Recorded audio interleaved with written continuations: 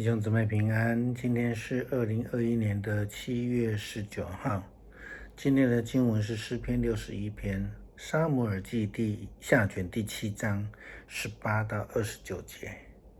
希伯来书第13章17到25节。今天跟大家分享的主题是祷告。祷告是什么？为什么有很多的基督徒非常害怕祷告这件事情，特别是在所谓的公众祷告？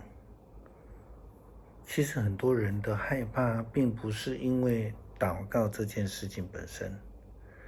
而是在所谓的上台这件事情，站在众人的面前祷告，或是说在几个人面前带领祷告，这种公众的祷告大家都会有一些的胆怯。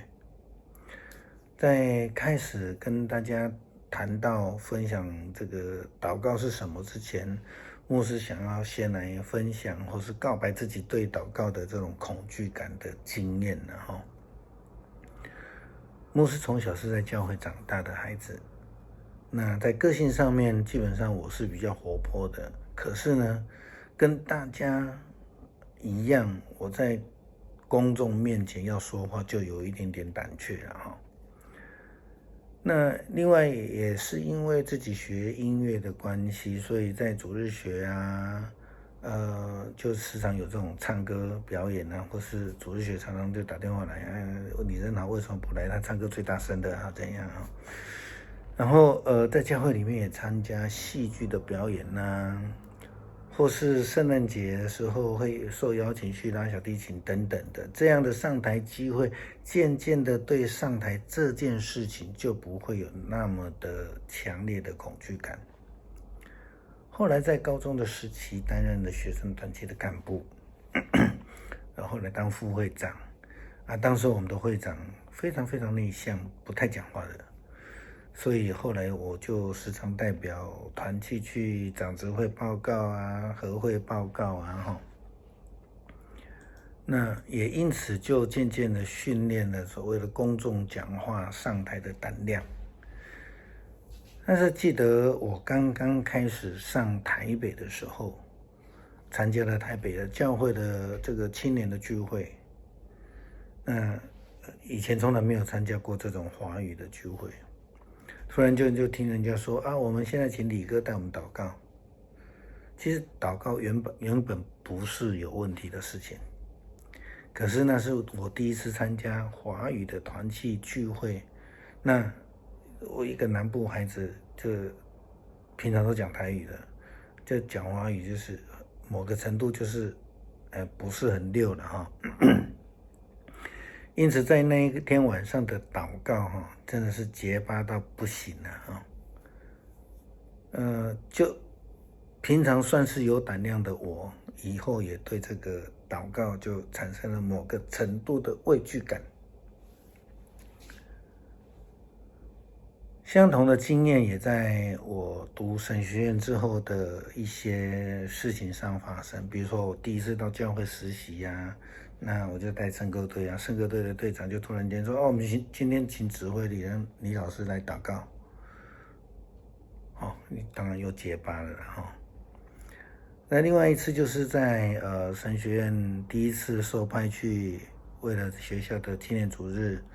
去请安讲道的时候，那个时候才读大一高中还毕业我没有学过神学，也没有学过什么讲道学，然后自己就准备写了50分钟的这个讲道稿，没有想到正式上台讲道的时候，竟然不到20分钟就 game over 了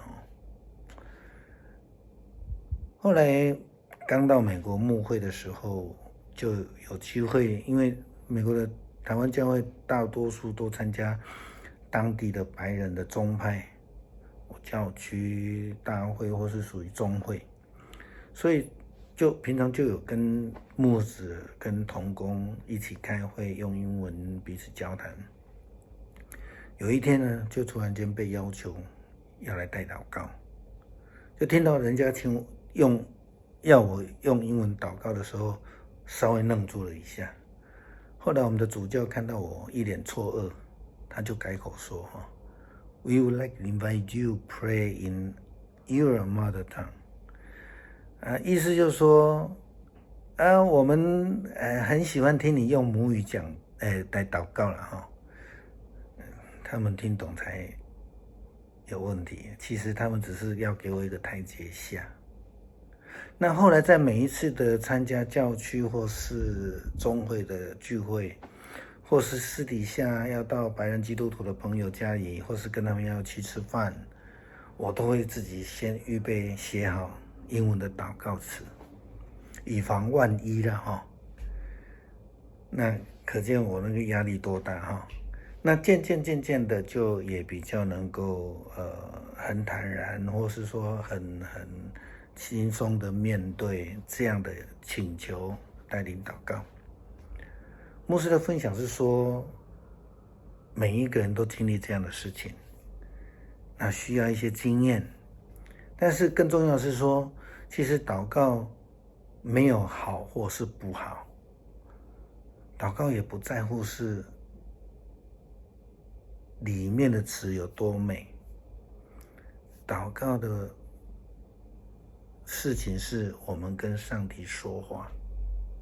正如同耶稣基督在跟那个井边的撒玛利亚妇人所说的话一样，他说时候将到，如今就是了。那真正拜父的要用心灵和诚实拜他，因为父要这样的人来拜他。神是个灵，所以拜他的人必须用心灵和诚实拜他。这是记载在约翰福音第4章23到24节。我们祷告需要诚心的祷告，否则再美的祷告词也成为空洞没有内涵的言语。祷告到底是什么？我们应该要更明白的说，是祷告的内容是什么。祷告有赞美，有感谢，其中有一部分是最特别，是基督教信仰才有的所谓的认罪的部分。当然也有为别人代求，也有为自己来求。这跟民间宗教所提到的什么心诚则灵啊，只讲求为自己求的很不一样的哈。民间宗教非常强调那种为自身的求，所以他们说有求必应。那我们来看看今天的经文里面记载的大卫王的祷告。他说：“至高的上主啊，你为我所做的一切，我真不配得，我的家族也不配得。”这样的祷告前言，让我们可以看到大卫他的生命品质跟他的心态。大卫以非常谦卑的心领受了上帝的赐福与带领。我们在大卫的祷告当中，闻不到一丝埋怨的味道。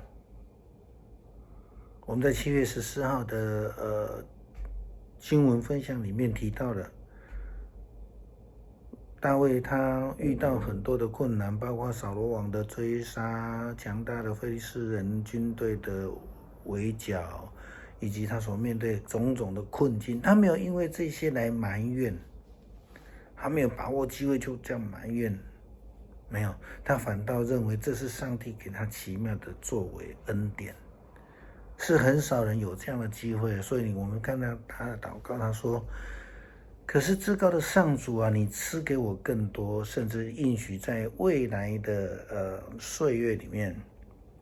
要恩待我的子孙。至高的上主啊，难道这是人所常见的事吗？”当然是没有了哈。我还有什么话可说呢？你知道你的仆人，你这样做是出于你的旨意。你做的这一切大事，我要教导我。至高的上主啊，你多么伟大，没有能跟你相比的。我一向知道，除了你，没有别的上帝。大卫王的祷告里面呢，基本上就是包含了所谓的赞美、归荣耀给上帝，有感谢，然后也有决志的部分。像最后他说，我们一向知道，除了你，没有其他的上帝。这个意思就是说，他们就是只有敬拜上帝，没有其他的，还有说没有能跟你相比的嘛，就是这样子，他很清楚的。保罗在希伯来书劝勉基督徒，你们要服从带领你们的人，听他们的话，他们常常看顾你们的灵魂，因为他们将来要向上帝交账。你们听从他们，他们就会高高兴兴工作，否则他们会灰心，这对你们又有什么益处呢？这是基督徒要学习的哈。我们为牧者祷告，我们为教会长老祷告，为教会的同工祷告，这是圣经的教导。我们不断的为他们祷告，他们就可以有力量的服侍。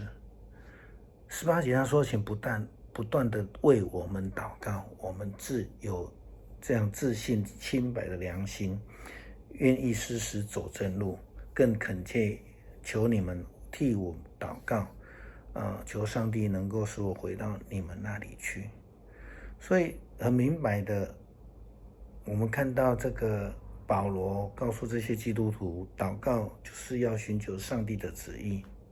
求上帝使我能够，所以这个是上帝的决定，